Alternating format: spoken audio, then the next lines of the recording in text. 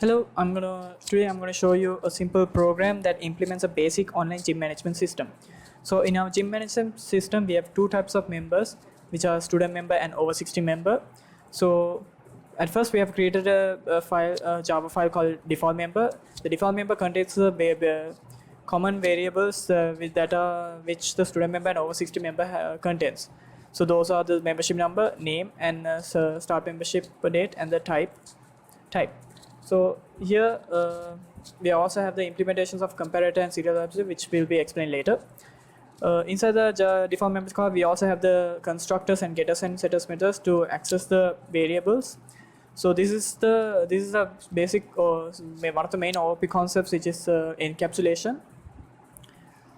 As you can see, we also have a private date string, which we have created our own date, which contains date, month, and year, which will in the order which we are saving it.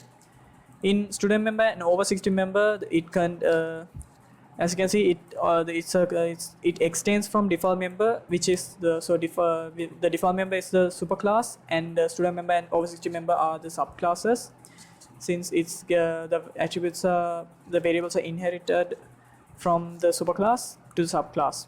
So as you can see, it also has the variables of the particular class, and also the constructors and getters and setters. As you can see, in the constructor we are calling the variables from the superclass as well and inserting it with the subclasses. So we have also implemented a Java class called MyGymManager, which contains methods that we'll be using, that is adding a new member, deleting a member, viewing the member, and also doing some other stuff such as sorting and searching. So we have created an interface called Gym Manager, which implements which the MyGymManager implements from. So in our interface, we have the methods that we'll be using, and here in MyGymManager you can see what the code that we have done to do the work. First of all, we have created a basic string file name as members.txt, where the file name that will be saving all our data, and our count. The count is kind of how many members that we will be saving inside the data. So the maximum value is 100.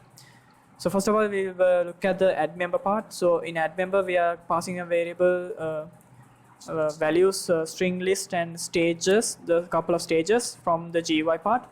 So in the GUI part, we'll get the user details, kind of put them inside a list, and pass them to the add member method. And first of all, we'll be checking the availability. So as I said above, we need to read the file using file input stream. So in order to do the file inputs, reading the files, that's where the serializing part comes for the methods classes.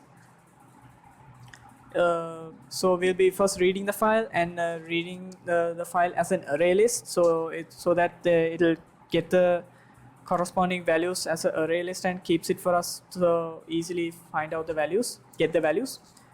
So here, as you can see, it'll read the object as an array list and find the size of the list, and deducts it from the our total count and returns the availability. So and here we can see it checks the availability of this thing and passes to the next step. Here we'll be taking the values from the list and setting up with the new variables, and checking our date formats whether they are correct, and also checking whether the user has left out any fields or not. So if he has left out, they will send out another message showing them to fill all the fields. And after getting the date formats, we'll create a new date class and date and add the date, month, and year into the date. So after that, we'll be find the type of member that they have chosen. For example, if it's a student, we create a student class SM and create a new student and pass all the variables through that, and we send them to save member. So in save member, as you can see, we are first making a array list called member list and checking whether the file is already exists.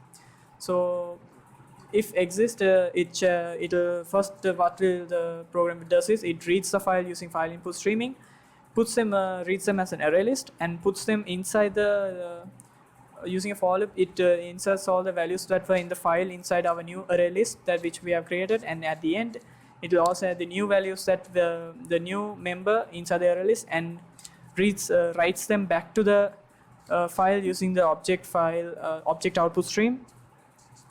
So that's how we save our members inside the file. We are reading the file, put them inside the array list and reading them back inside the file. So next we have the view method. So the view method is we are first of all same as before. We are checking whether the file exists, and if it does, we are reading them as an array list and sending that list back to the GUI part, so which it can by using a for loop, it will read out the respective values using getters and puts them according to the corresponding columns. The print list method is used. Is that the same as reading the file, and here we are taking the all required values that we need to print it, such as the membership number, name and types, and the date, and we'll be printing them inside the terminal, which I will be showing later. The sorting part is where we sort the list of members by their ascending order using according to their names.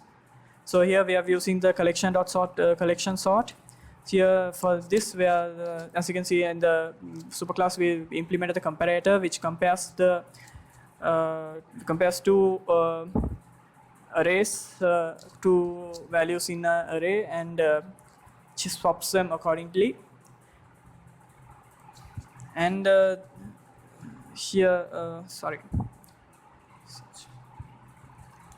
we are sorting using the collections.sort and sort the list and comparing them by name. Next method, we are looking at the delete method. So delete method is the same as before. We first get the file, we read the file. After we read the file, by using a for loop, we will check the file, the member ID corresponding to the ID chosen by the user, and remove them from the file. So search member is similar as well. We are reading the file first. We are reading them as an array list and checking the value given by the user with the values in the list, and so adding them inside a new list, and we return the new list back to them. So only those particular searched value attributes will be showing in the table. So if I run and show you the program, you can see two options: admin. So admin can add a new member. So membership number 555, name Nitish, date I give a random date and say I'm a student. Add in my details. And when I click save, it says successfully saved. As you can see below, it also prints the value of the student member. So after I return, it goes back to the admin page. Here in the members list, you can observe the values that are here in the list. See, as you can see, our list is here. So you can also search using the member ID. Say I want to search the members with ID 1, 2. It will give the corresponding values. You can also refresh them to get all the values back again. And sorting list sorts the names according to the alphabetical order in ascending. If you want to delete something, say we have deleting our last one, we click on the delete, and it will it gives a pop-up message say whether you want to delete, and say if you want yes, you can delete the list as it's gone. The print list method is basically printing the list on the terminal. So when we print the list, as you can see, it has given us the important details that we wanted to print out. So yeah, that's the admin part. So if you can go back, and if you want to look at the member panel, it's just same as the viewing panel for admin, except the member does not get to delete the members or change anything else, just viewing them. So that is the program.